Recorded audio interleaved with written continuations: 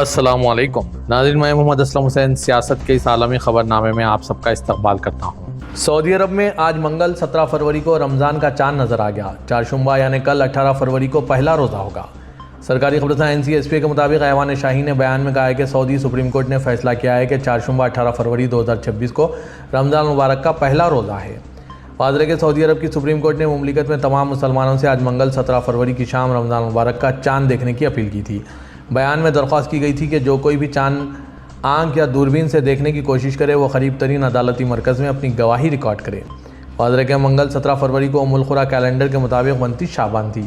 कल यकुम रमज़ान होगा। अमेरिकी सदर डोनाल्ड ट्रंप ने कहा है कि ईरान मुआहदा करना चाहता है। तैयारे में दौरान प्रवास सहाफ़ियों से गुफ्तगू करते हुए सदर ट्रंप ने कहा है कि वो ईरान के साथ मुज़ाकरात में बिलवास्ता तौर पर शामिल रहेंगे। उन्होंने ये भी कहा कि वो सऊदी अरब और मुत्तहिदा अरब इमारात के दरमियान इख्तलाफात में मुलविस नहीं हैं, ताहम अगर ज़रूरत पड़ी तो वो इस मामले को हल करा सकते हैं। दूसरी जानिब ईरान और अमेरिका के दरमियान जौहरी मुज़ाकरात का दूसरा दौर ओमान की सालिसी में होने वाला है। ईरानी वज़ीर ख़ारजा अब्बास इराक़ची जनुआ पहुँच गए हैं। उन्होंने मुनसिफ़ाना और मसावी मुआहदे के अज़्म का इज़हार करते हुए कहा कि ईरान धमकियों के आगे सर नहीं झुकाएगा। अमेरिकी वज़ीर ख़ारजा मार्को रूबियो ने कहा कि ईरान के साथ मुआहदे तक पहुँचना एक पेचीदा अमल है। इजरायली पुलिस के हुकाम ने कहा है कि रमज़ान के दौरान मस्जिद अक्सा के इर्द गिर्द फोर्स तैनात की जाएगी, जबकि फ़लस्तीनियों ने इसराइल पर अहाते में पाबंदी आयद करने का इल्ज़ाम लगाया। फ्रांसीसी खबरसां इदारे AFP के मुताबिक रवां हफ्ते शुरू होने वाले माह मुक़द्दस रमज़ान मुबारक के दौरान लाखों की तादाद में मुसलमान रिवायती तौर पर मस्जिद अक्सा में नमाज की अदायगी के लिए आते हैं। मज़हब इस्लाम का तीसरा मुक़द्दस तरीन मुकाम मस्जिद अक्सा यरूशलेम शहर के मशरक़ी हिस्से में वाक़ है, जिस पर इसराइल ने 1967 में कब्ज़ा किया था और बाद अज़ां साथ मिला लिया था।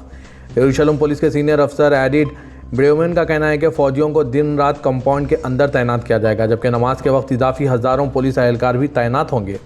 इनका यह भी कहना है कि पुलिस ने मगरबी किनारे से ताल्लुक़ रखने वाले फ़लस्तीनियों के लिए 10,000 इजाज़तनामे जारी करने की सिफारिश की है, जिनको यरूशलेम में दाखिले के लिए खुसूसी इजाज़त दरकार होती है। उन्होंने इजाज़तनामों के लिए उम्र की हद के हवाले से तफसील नहीं बताई और यह भी बताया कि फ़ाइनल तादाद के बारे में फ़ैसला हुकूमत करेगी।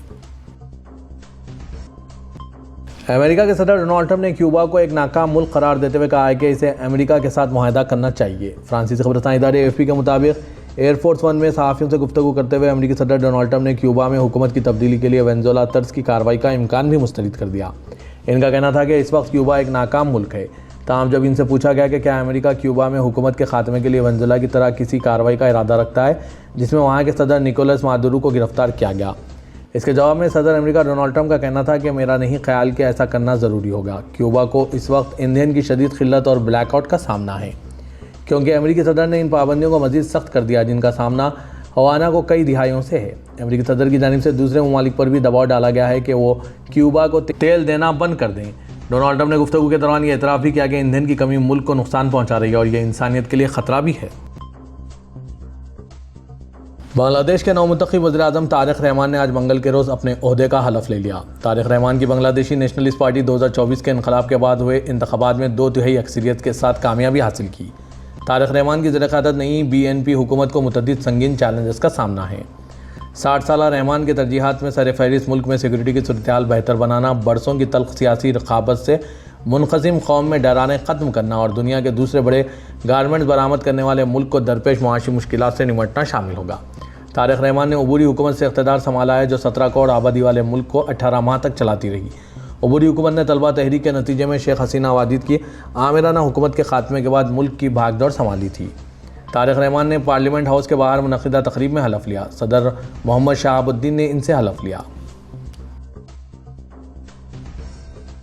आज मंगल के रोज़ ईरान बैक वक्त अमेरिका के साथ जौहरी मामलात पर मुज़ाकरात कर रहा था और साथ ही अपनाए हरमुज़ में बराह रास्त फायर भी कर रहा था। इस दौरान ईरान ने अपनाए हरमुज़ को बंद कर दिया।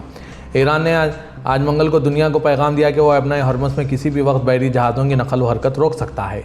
मंगल के रोज़ जब ईरान अपने जौहरी प्रोग्राम पर जनुआ में अमेरिका के साथ बातचीत कर रहा था, वो तकरीबन उसी वक्त अपनाए हरमुज़ में बराह रास्त फायर पर मुश्तमिल एक बड़े पैमाने पर फ़ौजी मशक़ भी कर रहा था। ईरान की लाइव फायर की वजह से मंगल को अपनाए हरमुज़ को आर्जी तौर पर बंद कर दिया गया। खादिम हरम शरीफीन शाह सलमान बिन अब्दुल अजीज़ ने 2 मुक़द्दस मसाजिद और ज़ायरीन की देखभाल के एज़ाज़ पर इज़हार तशक्कुर करते हुए शहरियों और मुसलमानों को रमज़ान मुबारक की आमद पर मुबारकबाद पेश की। सरकारी खबरसां NCSP के मुताबिक काबीना का इजलास आज मंगल को शाह सलमान बिन अब्दुल अजीज़ की ज़ेर सदारत रियाज़ में मुनक़िद हुआ। काबीना ने हज व उम्रा सीज़न की कामयाबी को उजागर करते हुए कहा कि मुमलिकत ने 2025 में 19 मिलियन ज़ायरीन का खैर मुक़द्दम किया। वज़ीर इत्तलात सलमान दोसरी ने सऊदी ख़बरसां एनसी को बताया कि इजलास को सऊदी अरब के मुख्तलिफ मुल्कों के साथ हालिया मुज़ाकरात के बारे में ब्रीफिंग दी गई, जिसमें दो तरफ़ा और कसरुलजहती ताउन को मजबूत बनाने, इलाक़ाई और बैनुल-अक़वामी सलामती, इस्तेहकाम और खुशहाली के फ़रोग़ के लिए हम आहंगी बढ़ाने पर तवज्जो दी गई। इजलास में मुख्तलिफ उमूर ज़ेर बहस आए, जबकि काबीना ने इजरायली क़ाबिज़ फोर्सेस के इस फैसले की शदीद मज़म्मत की, जिसमें मगरबी किनारे की अराज़ी को सरकारी मिल्कियत करार दिया गया।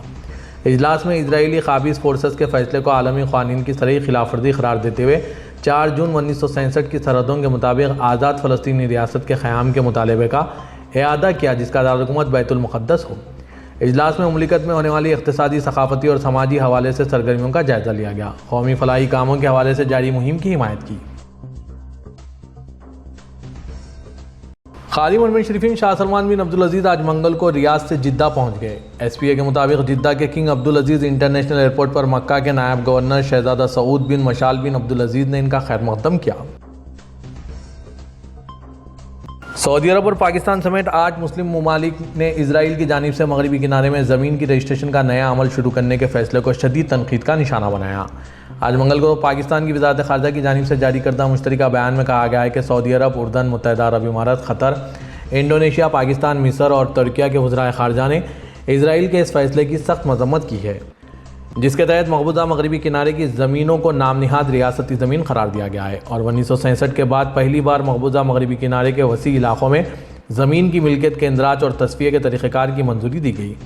बयान में कहा गया कि यह इक़दाम मकबूजा सरज़मीन पर कंट्रोल मुस्तहकीम करने के लिए एक नई कानूनी और इंतज़ामी हकीकत मुसल्लत करने की कोशिश की अक्कासी करता है, जो 2 रियासती हल्कों को कमज़ोर करता है, एक आज़ाद और काबिल अमल फ़लस्तीनी रियासत के क़याम के इम्कानात को मजरू करता है और ख़ित्ते में मुनसिफ़ाना और जामे अमन के हुसूल को ख़तरे में डालता है।